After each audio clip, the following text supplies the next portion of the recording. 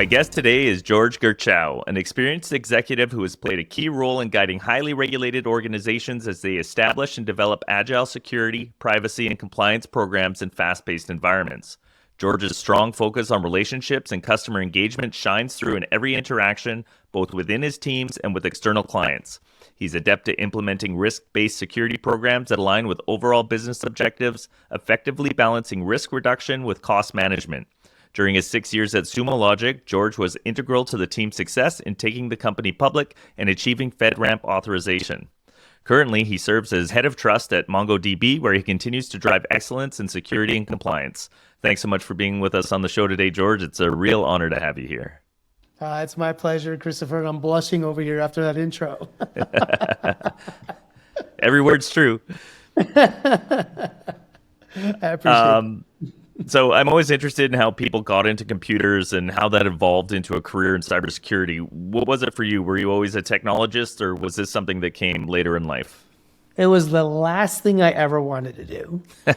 So I, was always fooled around with development work, so whether it was Turbo Pascal or Cobalt or old development languages, more interested like on the gaming side. I just never thought that I would end up doing this. Like I did everything. I went to culinary school, I had like a somewhat of a career in finance, which is really where it got started. Was I noticed, and this is a long time ago, before cybersecurity was a thing, that I got to know financial apps really well. Mm-hmm. So people always ask me for support. And how do I print stuff? And then how do I connect things together when networking started? And so I sort of became an IT guy out of that. And then lo and behold, you have a kid and you're like, yep, I need to get paid. And so I went out and got my degree and really had a lot of focus, which turned into cybersecurity, like really, really naturally early on. And you're a very personable person. Is that something you think that really helped in your career? Like being able to understand the technology at a deep level, but also be able to connect with other people and in bridge departments and that kind of thing?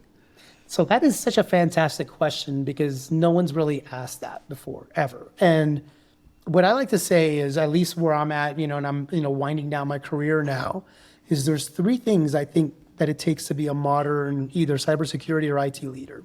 The first one is knowledge of the business. Whatever business you're working with, understanding all the ins and outs, how the business operates, what the strategy is. The second one is technical depth and breadth, which you and I just discussed. The third one to me is the most key one, which is evangelism, people skills. Like I'm actually very introverted. The time I spent with you in Las Vegas was almost my favorite time because it was quiet.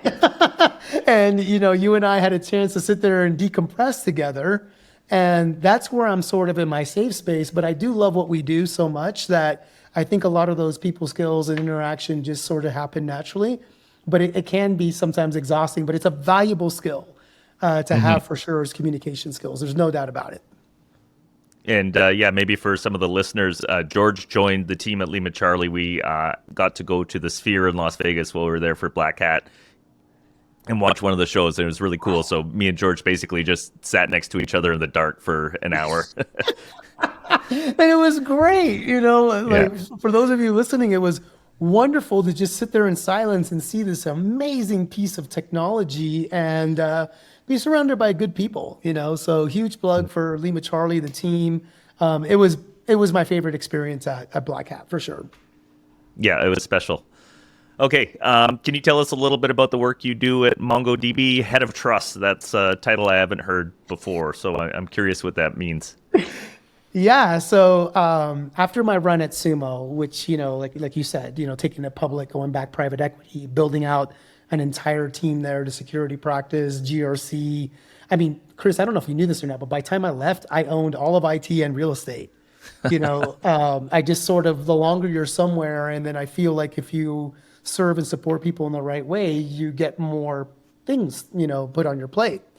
I took a long, hard look at myself and I was like, what do you want to do next? And I could have gone and been a CISO at several different places. I had a few offers, looking at me. But then I started really thinking and talking to the folks at Mongo, and they were going through a security incident while I was interviewing, and I had just gone through a major one at Sumo. And I was like, I feel like communication, right back to where, you hit the question, communication and transparency are so important in this era. that we live off of like these crazy questionnaires that we throw at each other and different vendors. And then when something goes down, companies kind of lock up, are a little less transparent, put some information out there, public facing company, you file an 8K.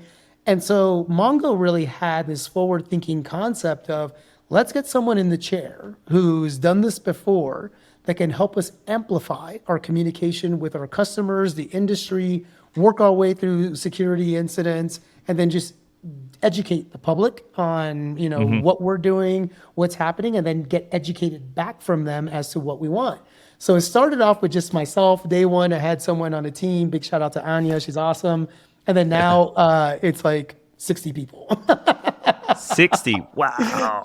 In 6 months, man. All of GRC, all of security assurance has come over to just have that consistent messaging, that transparency that's worked so well within just a few months. So yeah, I'm very grateful for that. Oh, wow. That's incredible growth. We could do a whole other podcast on how you scale something like that, I think. Very cool.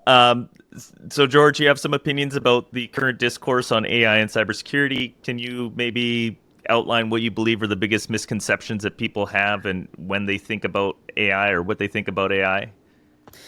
Yeah, you know, it's one of those subjects where sometimes I almost get tired of talking about it because, like, even when we were at Black Hat, everything that you saw was the risk of AI, and I get that. And there's terrifying stuff. Like, I didn't get a chance to tell you this, but I actually participated in an event where we were doing deep fakes within 2 minutes.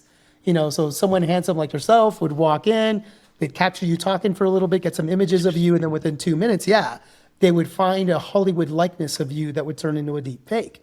And it was really interesting because we went down the whole path of digital doubles and copyrights and everything else. I like those subjects a lot, but where I like to lean in quite a bit is what are the advantages that it could really give us in a cybersecurity perspective?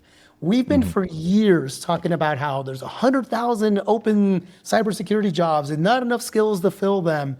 The gaps that we have as to try to scale, to try to get budget, AI could be the perfect fit and has started to work its way through that. I like to think like a developer, and I know this is why you and I think get along so well, is because we both have that background. So I started watching developers years ago and how they started implementing AI to do simple things, you know, simple coding tasks and everything else. Why isn't it that we haven't been leveraging AI in the same way in the cyber world? If I don't know regex that well or JSON, why can't I all of a sudden start writing queries, you know, in my SIM or whatever else it may be to leverage the power of AI to truly start filling some of these gaps? And so I know I was just all over the place there, but like that's where my mind wants to lean into is more of the advantages that AI could give our community. Yeah, a real augmentation for talent. That's sort of how I've seen the best implementations. You know, explain this bit of code to me, help me write this rule, those kind of things that can magnify the work that one person's able to do. Instead of replacing a person, it's sort of like adding superpowers. Totally. So well said. And I'll give you a very rudimentary example. Like even a few weeks ago, I like pulled up, you know, Visual Basic, and I was like, okay, I'm trying to write something that's going to display itself in HTML. And I was so rusty that I was like, all right, ChatGTP, here we go. Like, how do I end up joining these two things together? So there's some real advantages that can take place. And to your point of augmenting superpowers, there will be a time, though, that I think we should talk about that it will take some of the entry-level type positions potentially, which is not a bad thing. And let me explain. For us to continually move up our skill sets and to be involved more in strategy and be able to do the things that we want to do, we got to let go of things. And from a cybersecurity perspective, we never let go of things. Think about the old days of firewalls. Like how often did we remove firewall rules? Never. It was like Jenga, right? And so I do think that that time will come to where maybe some more entry-level type things do get replaced with AI and make us step up our game. But I know that's a little bit controversial to say sometimes. And I also think helping to understand the risks of detections. Like there is some mechanical stuff that I think it'll be able to do quite well, more machine learning than AI, but lots of places where I can see it starting to fit in, but it's early days for sure. It's really early days, but I don't want to offend anyone, but think about this. One of the issues that we've always had for a long time from a GRC perspective or compliance perspective is the annoyance of it. We need it as an organization to be able to build trust with customers, but the idea of checkboxing controls and taking engineering time for evidence gathering and, this whole like cycle of continually doing it, we've tried so many different ways with GRC platforms and everything else. What about AI? What if AI was able to fit some of those functions to be able to make sure that we had the appropriate strategy for the business and meet business needs to do right cybersecurity wise for a company, but then also help us meet the regulatory controls that we need to build that trust with customers. So a lot more to come there, but that's something that I've been specifically working on in this space for, probably about the last 6 months since I've been at Sumo. Since I've been at Very Mongo. cool. Wow, that was terrible. Hard to get off. We've been dredging up the past. Yeah. Like dredging up because I was thinking about it at Sumo, but here we are. Yeah. So what do you think is driving the narrative around threats versus solutions? Is it driven by actual incidents? Is this the media portrayal, or perhaps just like new technology scary because people don't understand it completely yet? It's a combo, but it is kind of terrifying, So like when you and I first got started in all this, like phishing was so easy, right? Because it was a written word. Hey, this is Dave. I'm the CEO. Wire me over some money now. I'm in trouble. And then it became links associated with that were a little bit more interactive to get information from people. The deep fakes that we're seeing now going to people and the humanization of actually seeing that person's image in video talking to you, it's confusing people because our natural tendency as humans is to want to help. And so when we feel like someone's in distress, especially in a professional situation, we're going to want to help them. And so I think it is terrifying and somewhat justified with what we're seeing. But it's also the second piece of what you said, which is we don't know. Like a lot of people just have no idea. They're out there on Twitter and they don't realize half these accounts are bots that are giving them false information. And so they're having a hard time sifting through what is real, what is not. But then where I live is the art of possible.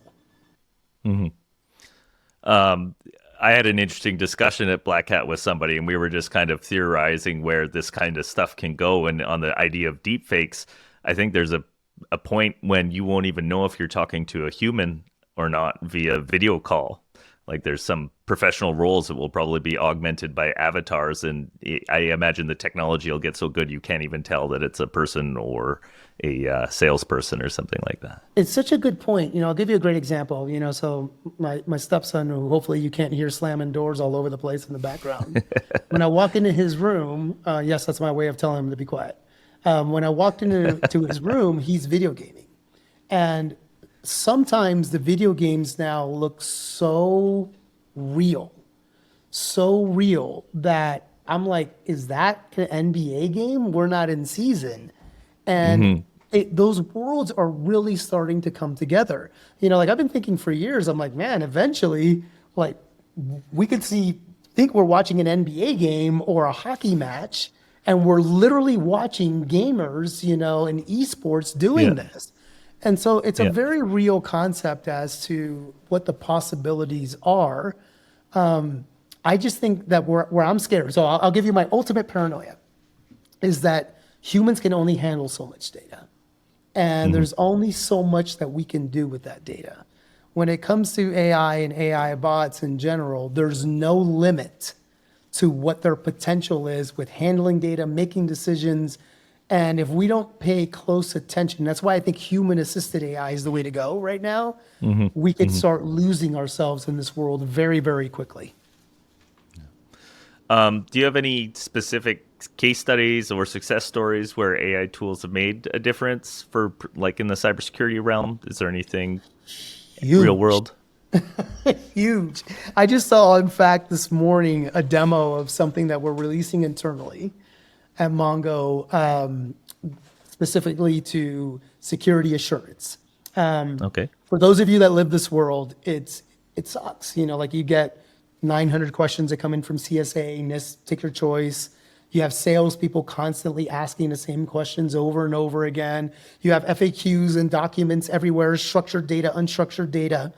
So we've built like these really cool AI bots internally to where now someone can go into a Slack channel and ask a specific question. The AI bot will then take, it shows like a little brain as an emoji, because that's the first thing I want to know is, are you listening to me? Yeah. And then the brain pops up, and then it'll go out and gather that information from both structured and unstructured data and give them a pretty precise response on what the question is. We believe that this, once it's fully implemented, is going to save anywhere from 60 to 90 hours of man time a week, person time a week, which is crazy. Yeah. That's super interesting. I feel like we're building the same thing. I've been working on a retrieval augmented generation. So it basically indexes all of our content across multiple media types, and then you can query the database and feed it back into the LLM that then formulates the proper response. So that's cool. Love it. Yeah.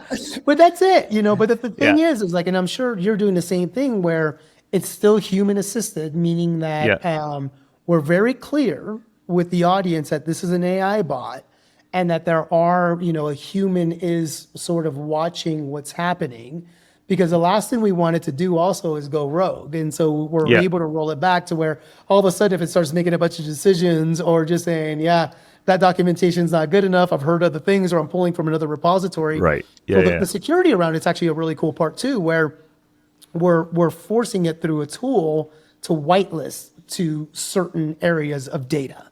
That was a very important piece for us as well too, because if we didn't have that whitelisting capability through that tool, then who knows where it was going to actually go to get all this information. So we wanted to try to eliminate false positives that way. So you and I should actually collaborate offline and talk a little bit more about that, because I think these concepts, although early, we're going to put ours in prod in the next couple of weeks. It's game changing.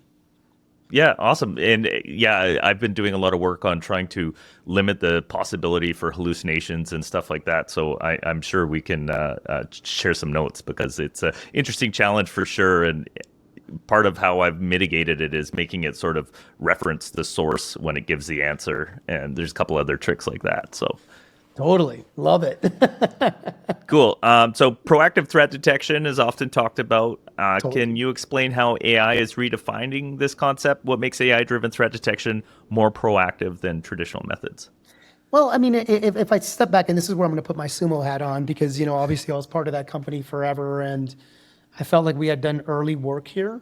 When you think about a traditional SIEM, and this is something that I always thought about, was we were only as good as the human way of thinking. So meaning Christopher or I have seen this potential threat before, so let's go look for it. Very reactive, not proactive, even though people think it's proactive.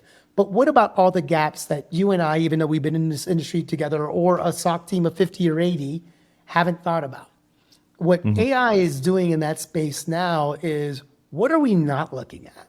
What are things that we are seeing, being an AI bot, that's happening within our environment that is unusual? I almost like to think of AI in this space as ultimately replacing things like user behavior analytics, for example. What a better way to understand the behavior of humans or the behavior of systems than AI? Because it's going to be able to understand like anything that's net new that it's seeing in other organizations and bring it back into yours, or any kind of weird anomaly that's all of a sudden happening that's never happened before. And then the amount of data is just going up, and then the amount of people is scaling down. So like, how do you attack that problem? You have to have something that's going to assist you to be able to look at that. Because in my mind, in cybersecurity, we should focus more on data. If I get compromised, but I don't have access to critical data, who cares? If a system gets compromised, but it doesn't have access to critical data, who cares? It's all about that critical data and being able to understand how that data is being used and communicated with. And so AI is, I believe, already leveraging like huge advantages in that area. Yeah, that's another one we've talked about, is sort of like a rolling baseline. And then when you see anomalies pop up, maybe it doesn't know exactly what the bad thing is or if it's bad, but hey, human, come over here and take a look. Something's different. Something's changed. This is what I've noticed. And again, the superpowers on top of the analyst, right? 100%. And think about what you just said. Hey, human, come and look at this. Human comes and look at it and says, false positive, go out and relearn. It says false positive. I'm not going to make that mistake again. Next time, it's probably going to be way more focused and real. So the possibilities are endless. So implementing AI in an organization, like everybody wants to do this. They can see there's a potential for so much benefit. It's not really in established fields. There's a lot of risk in pouring resources into trying to bring something in that you don't even really know is going to work or not. Like how can organizations approach that kind of transformation without putting themselves in a position where they've, made a catastrophic mistake? Yeah, it takes investment, like you just said, to where you have to have a process around it, first off. It's like for what we do, I feel like we have a pretty good process, which is anything goes. You're a developer, you're in HR, you're in GRC. If you have an idea that you think is going to move the needle for the company and start augmenting things that humans are doing, whatever project it may be, you propose it to a committee. You write a well-written document that gets accepted, then you do a presentation on it, then it goes up on a wiki and it goes through certain approvals through security, IT, and other things. Depending, the levels of approval depend again on what's actually being accessed with the company and data. And then once it goes through all that, and then it gets implemented, and then a reevaluation of the impact. And I think that's the important thing, is combining the risk and impact. If it's having a tremendous amount of impact, but the risk is high, what are we going to do? If it has a tremendous amount of impact and the risk is very, very low, let's continue to move forward. And so I think those constant check-ins are really important. Like right now, people are just either thinking about launching or trying to launch, but they're not thinking about what happens post-launch, which is a really good question that you asked too, because right now what I'm hearing from a lot of people is that it's a board level discussion. Like more than ever, like bigger than cloud security was, AI is a board level discussion. However, the implementation of it, people don't have anything really to show for it. That's too impactful now. So I think starting in those smaller stages, proving things out, and then widening the scope, that's the way to go. And I love the process you just outlined there. We're still a relatively small organization, so that kind of happens a little more informally.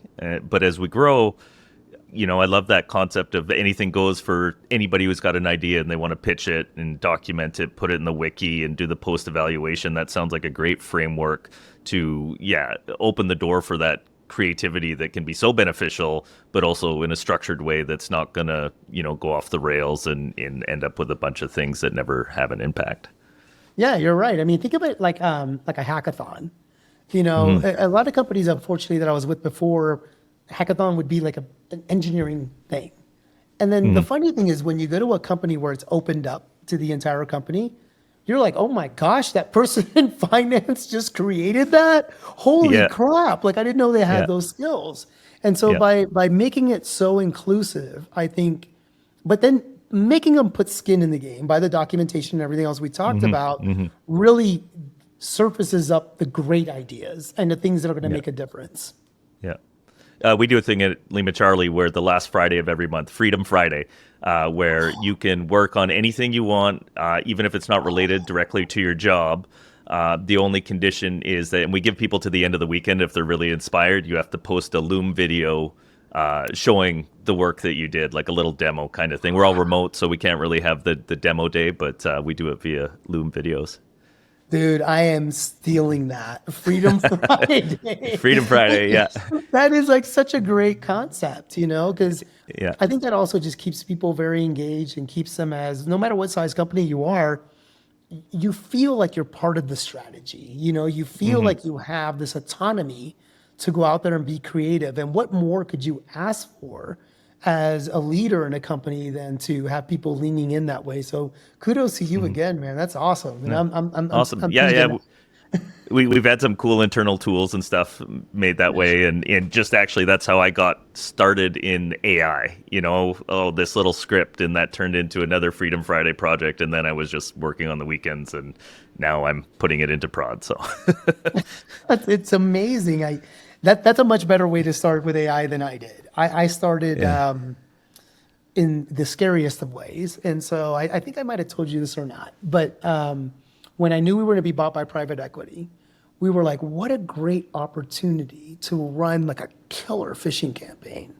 What should this look like? And mind you, this was 1.5 years, 2 years ago. So what we did was we ran 5 queries, that was it, through ChatGTP. And we said, what would be a great circumstance to run a phishing campaign? So what we did was we sent an email out to the entire company the day after we got acquired and said, hey, we are Francisco partners. We'd like to get to know you better.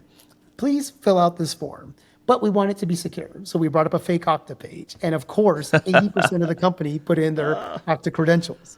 Then they went past that to a fake know before page where, and by the way, we cleaned all this up. We didn't hold any data, but again, 80% of the company, including the CEO, filled that out, the brand new CEO, day one. and we would have never gotten that creative if it wasn't for the power of those 5 queries. But here's the beautiful part, and this is a big shout out to the CEO of Sumo Logic, Joe Kim. Joe was the first one to stand up and go, well done. You got me. I got a security background, and you got me. And it got the whole company, though, thinking differently. But as a security team, we were like, wow, that quickly we were able to just demonstrate amazing value through interacting with AI, and it worked. And our company got so much better because of that. Very cool. Very cool. And kudos to him for putting his hand up. That's gotta hurt a little bit, but that's actually, you show people that it can happen to anybody and that we're all getting better and learning and stuff like that. So 100%, man, because we want to be approachable, right? Yeah. So we talked about, hey, human, go look at this, how AI augments human ability, but do you see it happening, or whether it's coming where AI is going to start responding to threats, or is that getting too dangerous? I don't think it's too dangerous. I think it's going to take time and trust, so back to trust. We're going to have to start trusting it before it gets to that point. But I see it happening. There's no doubt in my mind that eventually, AI is going to have a capability that we just don't initially to go out and detect new threats. I mean, this has always been our game, hasn't it, in cybersecurity, is we always seem to be just a little bit behind the bad guys. No matter how much research you do, no matter how in-depth in technology you get, they're a step ahead because we're trying to protect, they're trying to attack. It's two different things. Eventually, what I'd love to see, based off of what you just said, is we go into attack mode. And so if we start proactively attacking what these potential gaps will be, I believe AI could be the mechanism to get us there. Forever, we've been preaching proactive security, don't be reactive. Really hard to do. That's a very difficult thing to do. And like you clearly stated, if we can augment and have that superpower, not just as individuals in cyber, but as an organization, who knows where this could end? But I fully see it being automated one day. Why not? It should be. Yeah. Do you think there's pitfalls there? Right now we have detection response rules that'll, isolate something from the network. I could see AI being more proactively going and shutting down whole accounts or segmenting networks and doing that kind of stuff. Is there a lot of risk in that? I feel like it's dangerous. There's something bad waiting to happen. There always is. Well, think about automation. Like when we truly started automating in cyber, there were things we did wrong. Like going all the way back to even patch management. Hey, we successfully delivered 99.9% of the patches of the organization through an automated way, like way back to the SMS days even. But what we didn't account for was how many systems did we break because there was a certain application that wasn't ready or operating system that wasn't ready for that patch. So I view it the same way. And then I feel like in the automation space, we have gotten way better in cyber. And we have let it go further. But the use case you gave is an interesting one, and we should double click on that. So the capability to, I'm going to go back to Sumo again. When we knew that there was a threat actor in, the first reaction was not to shut it down. The first reaction was, okay, we got a honeypot. Unfortunately, that honeypot is not one that we set up on purpose, but we have one. Let's wait and see where this goes. Let's truly try to figure out like where this is going, how much access they have, if we really can learn from them as far as like what's been breached, and then we shut it all down. I don't think AI is anywhere near that kind of thinking, to your point. And so it's going to take time, but I could see it happening. If it watches humans go through it, we're feeding it properly and see those actions, why wouldn't it do it down the line? That's kind of fascinating, actually, to have it sort of watch and shadow what's going on and be ready to shut it down when it gets to a critical step or something that, is destructive, but learn from it the whole time along. That's actually pretty fascinating. Well, think about this piece of it.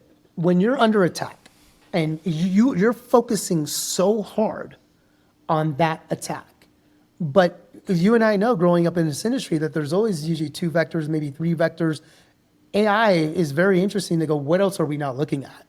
What are we not thinking about by shadowing us more and more as we go through these? That's why we bring in forensics people all the time, right? Because the forensics people not only come in to validate what we've done, but potentially what we've missed. And AI could play a very large role in that as a copilot. Very cool. Do you have anything to say to some of the leaders out there who are maybe quite skeptical? I talk to a lot of people in cybersecurity who just don't buy it. They're really stuck in the way that they think about things, and they don't think this has any real value to add. Yeah, I mean, first off, what's new? Unfortunately, in our industry, I don't know why it's like that. It's this is something that I'm so glad. Again, thank you for bringing this up, because I've always wanted us to think more like developers. Part of the friction that we have in any major company, like when you start working in bigger companies, is this whole developer security versus traditional security teams, and how do we mesh them together and have a holistic view? Part of the reason why is because the cybersecurity teams are stuck in old ways of thinking and trying to bring older processes into this newer, rapid world that's all about speed. And so it's a very important piece. And your board is going to want to know what it is how you're embracing it. They're going to want to know the risk. There's no doubt. But that is happening naturally now. But if you can start actually showing how you're moving the needle for the business and aligning to the strategy of what a company's trying to do, leveraging something like AI, fantastic. I mean, because the conversations you've been in them before, I need more headcount. Why? Well, we just can't scale with the company. Okay. Have you tried something like automation or AI? Oh, well, I'm not really, thinking about that. You're not? Now all of a sudden it turns into a financial conversation too.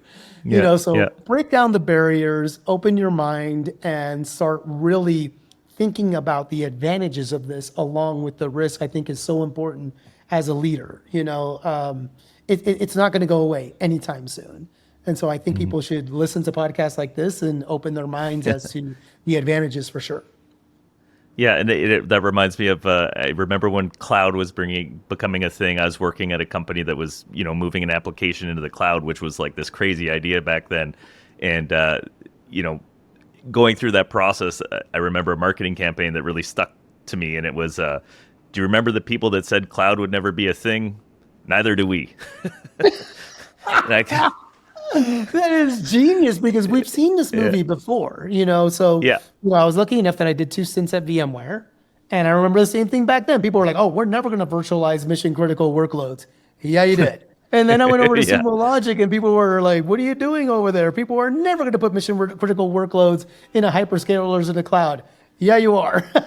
So I love what you just said, because all of a sudden, those people who were naysayers, they either got on board or unfortunately, they got stuck. And I never want to see that for anyone. Embrace it. Yeah. Yeah. And I actually feel like that's the fight we're having at LimaCharlie, trying to bring this sort of engineering API. It happened in software engineering. We went from deploying from that one machine in the corner that could go to prod and to like CI/CD pipelines and unit testing and all this stuff. And, that's the model we're trying to bring. And I think it's an inevitability, but it's also trying to change these minds that are very stuck in ways. And I don't blame people for being stuck because the stakes are so high in security. You've got a thing that's worked before, change introduces risk, and I understand the human nature to not engage in that, but if you don't, you will eventually just fall off the end, right?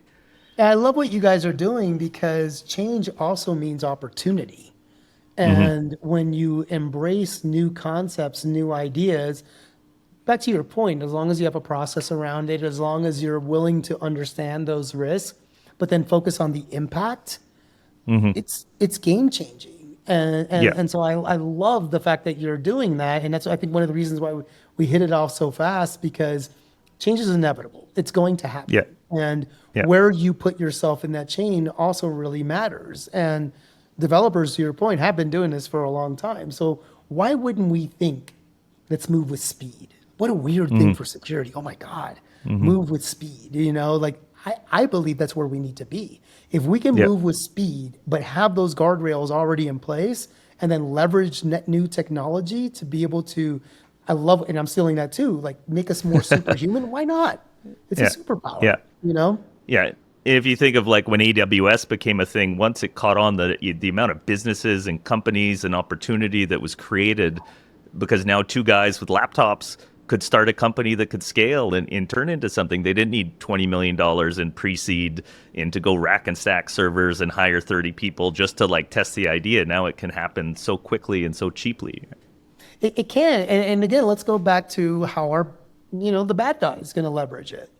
And they're moving at lightning speed. So we should too. Like one of the big things that I noticed this year at Black Hat, which has become more and more popular, is the idea of cyborgs and biohacking.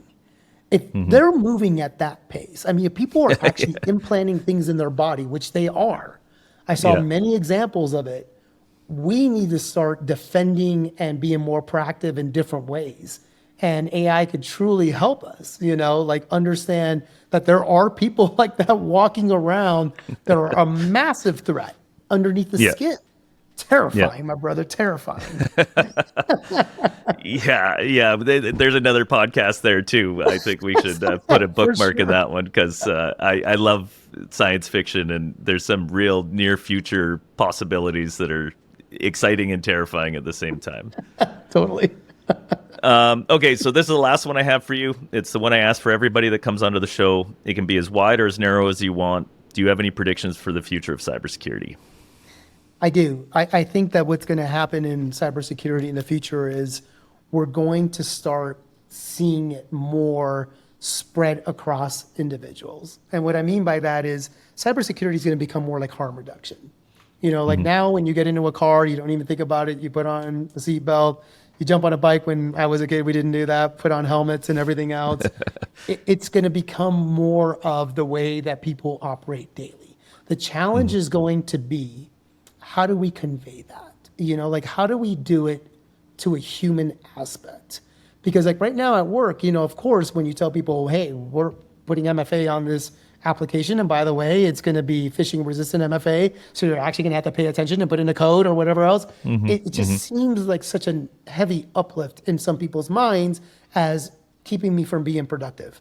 It's going to become a way of life, and it's going to become a matter of general safety, for someone to do that. And I think that between people like me and you and others out there who are going to humanize this and make it more of a normal way of behavior, that's what the future is going to hold for us. Why am I saying that? Because it has to.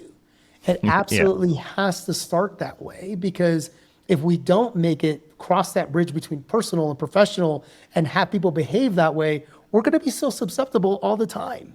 Right now, we were laughing before this call because I was talking to my daughter, and my biggest cybersecurity support on the planet is my parents. Because they're just such targets all the time. And I think if we can just start like nurturing these habits into young people to where this isn't even cybersecurity, this is harm reduction, this is what you do on a daily basis, we're going to get there. But I believe that that's what the future holds. And if it doesn't hold that, and then we're just going to be worse off for it. Like we're going to be too many attack vectors, too much technology, and then not making it to a human personal level. Yeah, no, I agree with that. And I also think we need to see liability for the companies that are pushing out stuff that's obviously flawed, mandating MFA. Like there's a bunch of stuff that needs to be done on both sides, but I 100% agree with you that culturally it just needs to become a normalized behavior. Yeah, but you're right. Let's talk about that just for a second. The accountability has got to be there. Companies have been irresponsible for so long. Reporting in 4 days and with the new SEC cybersecurity guidelines and all that proposed is not good enough. You have to take ownership. Like, I know you now, I'm getting to know you better, and I can tell you, you're a great guy. And if someone came up to you and said, I made this mistake, you would have empathy, you would lean into them a bit more because they were transparent. And this takes us all the way back to the beginning of the trust. Companies have to figure out how to reestablish trust. I mean, I'm just going to say it. Like the recent event with CrowdStrike, Microsoft, that really hurt our industry tremendously. And we've got to move past those things. Yeah, 100%.